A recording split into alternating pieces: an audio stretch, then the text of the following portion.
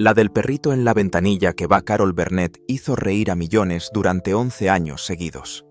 Pero en 1977 hizo algo que hizo llorar a todo su equipo. El episodio se emitió una vez y rompió los corazones de los espectadores. Los críticos lo calificaron de brillante. Los premios llovieron. Pero Carol nunca lo volvió a ver ni una sola vez en 47 años. Dijo que era demasiado real. El sketch le tocó tan de cerca que no pudo soportar verse a sí misma en él. ¿Qué hizo que la mujer más divertida de Estados Unidos se negara a enfrentarse a su propia actuación? Carol Burnett nació el 26 de abril de 1933 en San Antonio, Texas. Desde el principio, su vida estuvo rodeada de dolor. Sus padres, ambos alcohólicos, eran incapaces de cuidar de ella. Su padre trabajaba en un cine, pero no podía mantener un empleo durante mucho tiempo. Su madre bebía tanto como él y no estaba emocionalmente presente. Ambos morirían más tarde de enfermedades relacionadas con el alcohol. Cuando Carol era solo una niña, ya había aprendido lo que se sentía al no ser querida. Las personas que más debían quererla habían preferido los biberones a los cuentos. Era un mundo solitario e impredecible, y Carol aprendió pronto que la risa podía protegerla de la ruptura. Cuando sus padres renunciaron por completo a criarla, Carol fue acogida por su abuela materna, Mabel White.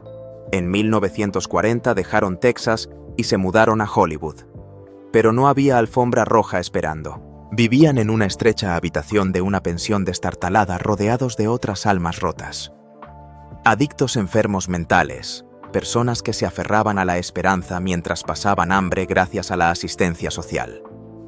Carol y su abuela sobrevivían con $20 a la semana, apenas lo suficiente para comer, por no hablar de un sueño.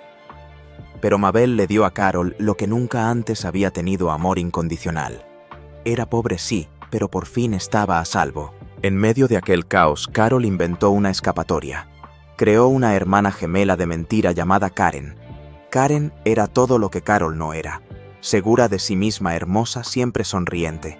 Y Carol la hizo tan real que hasta los otros inquilinos creyeron que existía.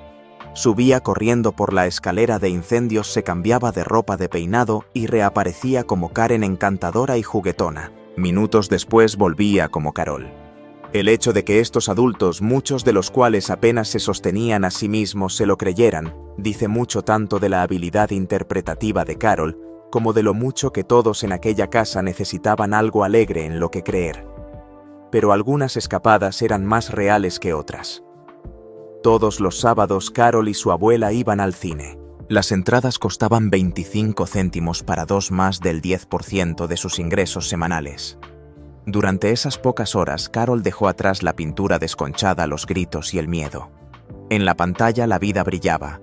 Las estrellas bailaban, la gente se besaba, había comida, belleza y orden. Pero cuando rodaron los créditos, la supervivencia volvió a la pantalla. No podían permitirse papel higiénico en casa, así que lo robaban tranquilamente del baño del teatro. No estaban avergonzados, estaban desesperados. Incluso a los 7 años, Carol entendía lo que significaba tener hambre de algo más que comida.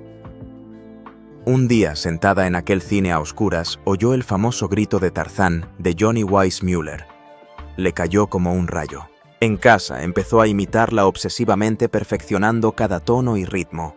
No tenía ni idea de que estaba entrenando su voz, desarrollando el tipo de control de la respiración que la mayoría de los cantantes tardan años en dominar.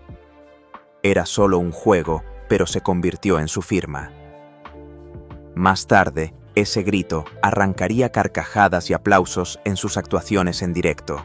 Lo que empezó como una imitación infantil se convirtió en una de las primeras herramientas de su arsenal cómico.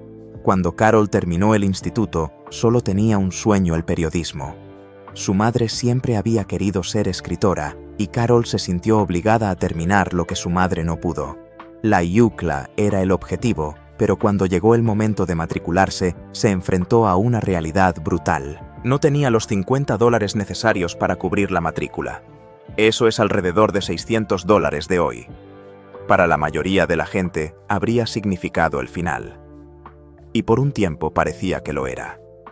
Entonces sucedió algo extraño. Un extraño, cuya identidad ella nunca supo, intervino y pagó la cantidad. Sin condiciones, sin explicaciones, solo el dinero suficiente para cambiar su vida. Pensaba estudiar periodismo en la UCLA, pero una clase optativa de teatro puso su mundo patas arriba. En aquella sala algo dentro de ella hizo clic. Ya no era tímida. Ya no era pobre ni invisible. Era divertida, ruidosa y estaba completamente viva. Sus profesores se dieron cuenta. También sus compañeros. Podía cantar, actuar y hacer reír al mismo tiempo. De repente el periodismo se le quedó pequeño. Cambió de carrera. Era arriesgado, pero por primera vez en su vida no estaba sobreviviendo. Estaba soñando. El riesgo no tardó en dar sus frutos. Al final de su primer año, fue nombrada la recién llegada más prometedora del programa de teatro de la UCLA. Era más que un título, era una profecía. Le dijo que no estaba loca por perseguir ese sueño. Le dio valor para esforzarse más, para tomarse en serio el escenario y para dejar de disculparse por querer algo más que sobrevivir. El premio le abrió las puertas a mejores papeles en producciones escolares y al apoyo de mentores que se dieron cuenta de que no era como las demás. No era una actriz más. Tenía una chispa que no se podía fingir. En 1954, Carol Burnett era una estudiante universitaria que trabajaba como acomodadora por 65 céntimos la hora cuando su vida dio un extraño giro en una fiesta en San Diego. No estaba allí para celebrar. Estaba metiendo hors-d'oeuvres en el bolso para llevárselas a su abuela. Fue entonces cuando un extraño vestido de forma elegante se acercó a ella. No estaba en el mundo del espectáculo. Era un millonario constructor de barcos de La Hoya. Carol le dijo que soñaba con ir a Nueva York para triunfar en Broadway, pero que ni siquiera podía permitirse pagar los $43 de la matrícula de la UCLA. El hombre le hizo una oferta que sonaba demasiado buena para ser verdad. $1,000 para ella y su novio Don Soyan. Pero les dio 3 reglas. Nunca revelar su nombre, solo usar el dinero para llegar a Nueva York. Y si lo lograban, tenían que ayudar a otros a hacer lo mismo. No quería reconocimiento. Solo dijo que alguien le había ayudado una vez y que él estaba devolviendo el favor. Su mujer diría más tarde que ya había hecho este tipo de cosas antes para gasolineras, restaurantes y gente que perseguía sueños. Con los $2,000 en la mano, Carol y Don hicieron las maletas y dejaron atrás la UCLA. Se dirigieron al este en 1954, aunque Carol nunca había ido más allá de Texas. No conocía a nadie en Nueva York, pero no le importaba. Más tarde dijo, no sabía lo suficiente como para tener miedo. Aterrizaron en la ciudad y se registraron en el Hotel Algonquin a $9 la noche. Era demasiado. El dinero empezó a desaparecer rápidamente. En un momento dado, Carol rompió a llorar mientras hacía una llamada a cobro revertido a su familia que le suplicaba que volviera. Cuando estaba a punto de darse por vencida, oyó un anuncio en la radio. Un huracán llamado Carol se acercaba a la costa. Lo tomó como una señal. De alguna manera le dio fuerzas para quedarse. Pronto se encontró en un mundo completamente diferente. El club de ensayo. Era una vieja pensión para mujeres jóvenes que intentaban entrar en el mundo de las artes. Por $18 a la semana, Carol consiguió un catre en una habitación compartida con otras 4 actrices. Solo había un baño y un armario, pero para ella era el paraíso. Había estado durmiendo en un sofá en casa. El lugar bullía de energía. Chicas practicando líneas, cantando, corriendo con rulos en el pelo. Para llegar a fin de mes, Carol trabajaba de noche como chica de la escotilla y hacía audiciones durante el día. No era glamuroso, pero era real. En marzo de 1955, ella y las otras chicas montaron un espectáculo llamado Rehearsal Club Review y enviaron invitaciones por correo a agentes y productores. Grandes nombres como Marlene Dietrich se presentaron. Esa noche las puertas comenzaron a abrirse. Su primera gran oportunidad vino de algo totalmente ridículo. Una canción de amor sobre John Foster Dulles, el rígido y ultra serio secretario de Estado de EUU, escrita por Ken Welch. Era una canción de broma exagerada y absurda, pero Carol la interpretó tan perfectamente que se convirtió en su firma. El público enloqueció. La invitaron al programa de Jack Paar y luego al de Ed Sullivan. El 6 de enero de 1957 salió al escenario del Sullivan con las rodillas temblorosas. Pero al final de su actuación la gente aullaba de risa. En agosto de ese mismo año volvió a interpretar la canción de Dolls, además de una parodia de Puppy Love. Esa ridícula balada la convirtió en la comidilla de la comedia neoyorquina. Durante los 5 años siguientes, Carol siguió dando guerra. Tuvo un pequeño papel en el programa de Paul Winchell en 1955, donde interpretaba a la novia de un muñeco de ventrílocuo. Eso la llevó a un papel junto a Buddy Hackett en Stanley, que solo duró un año. Pero en 1959 todo cambió. Carol consiguió el papel principal en Once Upon a Mattress, un nuevo musical off-Broadway que fue seleccionado para Broadway. Interpretó a la princesa Winifred, una chica ruidosa y torpe del pantano que no se parecía en nada a las princesas de los cuentos de hadas. El espectáculo alcanzó una gran popularidad. Obtuvo su primera nominación al Tony. Y el 22 de junio de 1959, exactamente 5 años después de que ella recibiera aquel misterioso préstamo, Carol y Don devolvieron la totalidad de los $2,000. El millonario nunca respondió, permaneció anónimo hasta el final. Para entonces Carol ganaba $500 a la semana, lo que para ella era como ganar el premio gordo. Once Upon a Mattress ni siquiera iba a ser un éxito. Comenzó como un pequeño proyecto de campamento de verano. A los críticos no les encantó cuando debutó en Broadway en mayo de 1959, pero al público sí. El espectáculo duró 470 representaciones pasando de teatro en teatro. La actuación de Carol hizo la diferencia. Cuando abandonó el reparto en junio de 1960, el espectáculo se vino abajo en una semana. Su sustituta solo duró 8 representaciones antes de cerrar por completo. Carol se había vuelto insustituible. Entonces llegó el show de Gary Moore. De 1959 a 1962, Carol pasó de ser una estrella emergente a toda una potencia televisiva.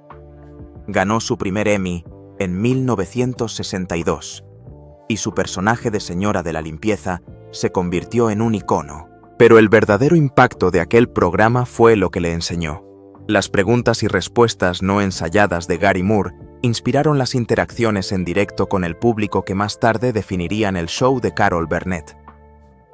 El programa también ayudó a lanzar a otras grandes estrellas como Don Knotts y Jonathan Winters. Se emitió de 1950 a 1967 y se convirtió en uno de los programas de variedades más influyentes de la historia. Para Carol fue una clase magistral de sincronización, carácter y riesgo. En 1962 volvió a ocurrir algo mágico, esta vez en el Carnegie Hall. CBS dudaba en dejarla hacer un especial con Julie Andrews. Dijeron que Julie no era lo suficientemente famosa y Carol ya estaba en la televisión todas las semanas. Pero una noche después de un evento promocional, los 2 ejecutivos a cargo, Michael Dunn y Oscar Katz, vieron a Carol luchando por conseguir un taxi. Ella bromeó diciendo que probablemente un camionero la llevaría a casa. Momentos más tarde, un camión se detuvo y se ofreció a llevarla. Los ejecutivos lo tomaron como el destino. El programa fue aprobado. Ese especial, Julie and Carol at Carnegie Hall, ganó 3 premios importantes, entre ellos un Emmy y un Rose d'Or. Columbia Records incluso lanzó una banda sonora que alcanzó el número 85 en las listas, pero nada comparado con lo que vino después. El 11 de septiembre de 1967 se estrenó el show de Carol Burnett y con él la televisión cambió para siempre. Carol rompió un muro que nadie pensó que una mujer podría romper. ChatGPT dijo: durante 11 temporadas seguidas del 11 de septiembre de 1967 al 29 de marzo de 1978, el show de Carol Burnett atrajo a 30 millones de espectadores cada semana. Eso no fue solo bueno, fue histórico. Pocos programas han alcanzado ese tipo de audiencia. se convirtió en algo más que entretenimiento. Fue un acontecimiento. La revista Time incluso lo nombró uno de los 100 mejores programas de televisión de todos los tiempos. TV Guide la situó en el puesto 17, Variety en el 23. Así de grande fue. Pero no se trataba solo de grandes cifras. El programa cambió la propia televisión. Fue uno de los primeros programas de variedades en presentar sketches cómicos en directo ante el público. Ese estilo pasó a inspirar Saturday Night Live, y Carol Burnett abrió un camino serio.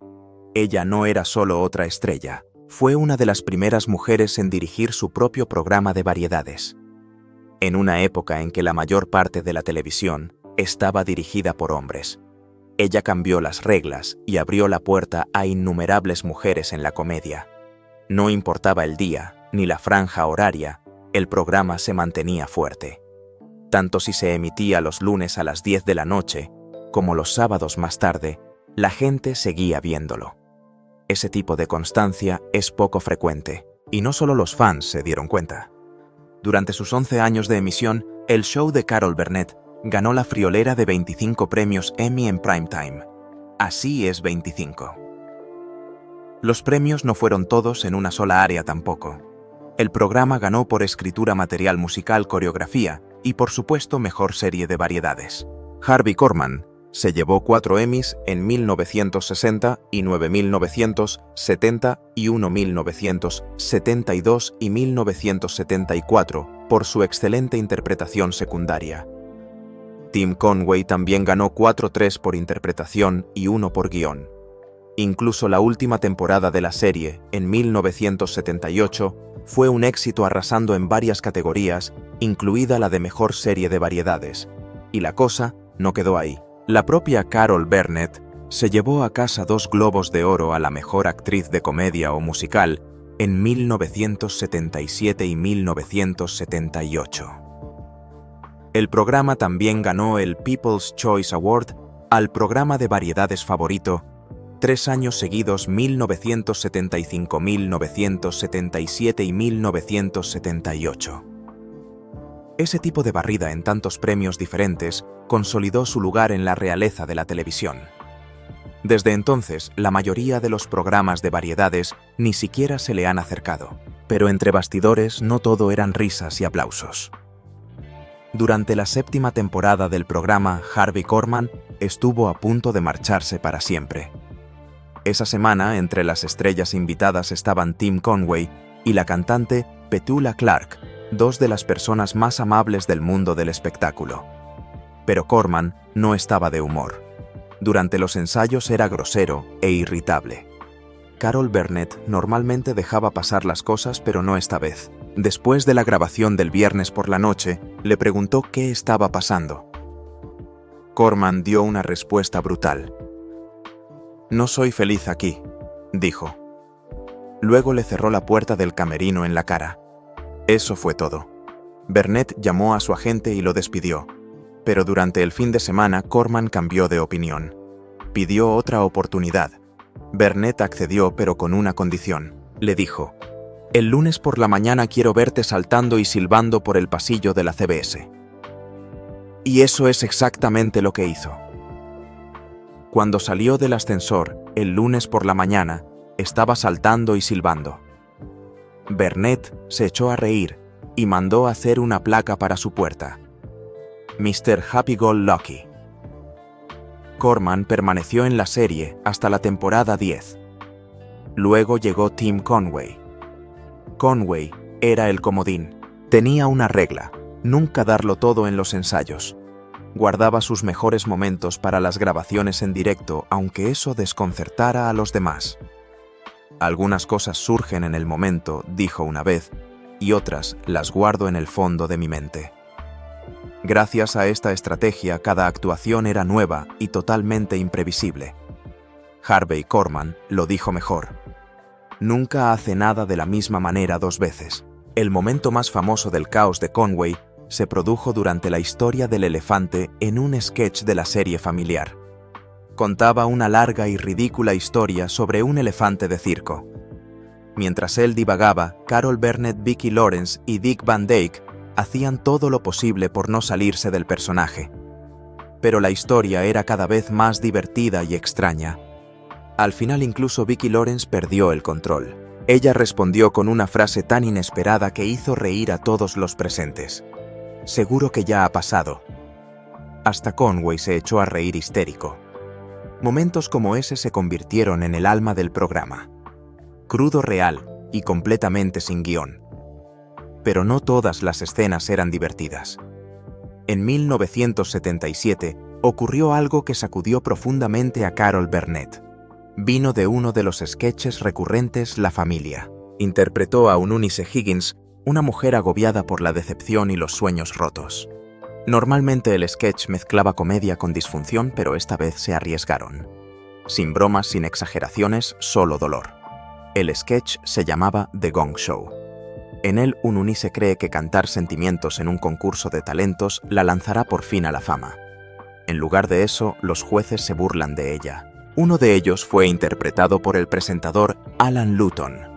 Burnett interpretó el papel sin tapujos, sin acento raro, sin movimientos tontos, y al final todo el equipo estaba a punto de llorar. Cuando se emitió el episodio no perdió su garra. La cámara retrocedió lentamente sobre el rostro bañado en lágrimas de Eunice mientras las luces se atenuaban. Sin música, sin risas, solo angustia. Los espectadores se quedaron atónitos. La crítica la alabó, pero Burnett no volvió a verla. En una entrevista de 2010, dijo que era demasiado real. El dolor de Eunice parecía el mío, porque era real. Burnett había crecido en la pobreza. Sabía lo que era soñar a lo grande y que se rieran de ti. Ese sketch le tocó demasiado de cerca. Más tarde explicó sus sentimientos en una entrevista con Harper's Bizarre. «Me alegro de que lo hiciéramos», dijo. «Pero no era de lo que iba nuestro programa. Estábamos allí para hacer que la gente olvidara sus problemas, no para recordárselos». Aún así, el sketch dejó huella. En 1982 dio lugar a una película para televisión titulada Eunice y a una comedia derivada llamada Mama's Family. Burnett acabó abandonando la comedia descontento con su dirección, pero el episodio original siguió siendo legendario. Carol Burnett no solo hacía reír. Entre bastidores, su vida estuvo llena de desengaños, caos y batallas familiares que habrían destrozado a la mayoría de la gente. Todo empezó en la universidad, cuando conoció a su primer marido, Don Soyan. Eran jóvenes, estaban enamorados, y ambos soñaban con triunfar en el mundo del espectáculo. Nació en Omaha en 1928 y tenía grandes ambiciones en Broadway. Se conocieron en la UCLA en 1952 y se casaron 3 años después, en 1955, pero su historia de amor no duró. La hija de Don fruto de una relación anterior murió, y él nunca volvió a ser el mismo. La carrera de Carol despegó mientras que la de él se estancó. La presión resquebrajó su matrimonio. Se separaron el día de Navidad de 1959 y se divorciaron en 1962. Don luchó contra la depresión y el alcoholismo hasta su muerte en 1990 con solo 62 años. Nunca alcanzó los sueños escénicos que una vez tuvo. Carol no permaneció soltera mucho tiempo. Poco después conoció a Joe Hamilton. Joe era un importante productor de televisión y ya tenía 8 hijos de su anterior matrimonio. También había producido el concierto de Carol en el Carnegie Hall en 1962. Se casaron en 1963 y trabajaron juntos en su exitoso programa. Tuvieron 3 hijas, Carrie, Jody y Aaron, y un aborto en 1965. Con las 8 de Joe y las 3 suyas, su casa estaba siempre llena. Ganó 5 premios Emmy mientras producía el programa de Carol. Pero mientras sus carreras se disparaban, su vida hogareña se resquebrajaba. En 1976, el National Enquirer publicó la mentira de que Carol estaba borracha en un restaurante sentada cerca de Henry Kissinger. Eso la golpeó duro, no solo porque era falsa, sino porque llevaba años denunciando el alcoholismo. Demandó al tabloide por $1,6 millones. El caso duró 5 años y reveló lo imprudentes que pueden llegar a ser los tabloides. Un informador a sueldo había dicho al periódico que Carol no estaba borracha, pero publicaron la historia de todos modos. Ganó el caso, pero tras apelar se llegó a un acuerdo por unos $200.000. No se trataba de dinero, se trataba de limpiar su nombre y cambió el periodismo sensacionalista para siempre. Pero la mayor batalla de su vida no fue en los tribunales, fue en casa. A finales de los 70 su hija Carrie cayó de lleno en la drogadicción. Con solo 13 años Carrie consumía cocaína, marihuana, hongos y coaludes. Más tarde dijo que se drogaba para dejar de ser la hija de Carol Burnett y ser ella misma. De 1976 a 1979. Carol vio cómo se le escapaba su hija. La envió a rehabilitación tras rehabilitación. En un momento dado, Carrie se escapó de un centro de Texas. Carol temía perder a su hija para siempre. Carrie finalmente se puso sobria a los 17, pero tuvo un costo. Carol tuvo que tomar la decisión más difícil de su vida. Carrie la odiaba por ello. Pero Carol dijo una vez: «Tienes que amarlos lo suficiente como para dejar que te odien». Durante más de un año no se hablaron, pero ella nunca se rindió. Y cuando Carrie regresó, se volvieron más unidas que nunca. Carrie consiguió un papel importante en la serie de televisión Fama, demostrando que tenía talento propio. Ella y Carol actuaron juntas en películas episodios y finalmente escribieron una obra de teatro llamada Hollywood Arms, basada en la vida de Carol. Estaban unidas por la cadera, pero la tragedia volvió a golpearlas. En 2002, Carrie murió de una neumonía causada por un cáncer de pulmón que se le había extendido al cerebro. Solo tenía 38 años. Nunca llegó a ver estrenarse Hollywood Arms. Carol estaba destrozada, pero siguió adelante. Se lo debía a Carrie. El segundo matrimonio de Carol ya había terminado en 1984. Para entonces, la adicción de Carrie, la presión de sus carreras y la tensión emocional habían desgastado a ella y a Joe Hamilton. Habían enviado a sus 2 hijas menores a vivir a Hawái para que no vieran cómo sus padres se desmoronaban. Tras el divorcio, Joe permaneció cerca de la familia hasta que murió de cáncer en 1991. Pero incluso después de 2 matrimonios y 2 desamores masivos, Carol volvió a encontrar el amor. A finales de los 90 conoció a Brian Miller mientras actuaba en Long Beach. Él era 23 años más joven, pero eso no importaba. Se casaron en 2000.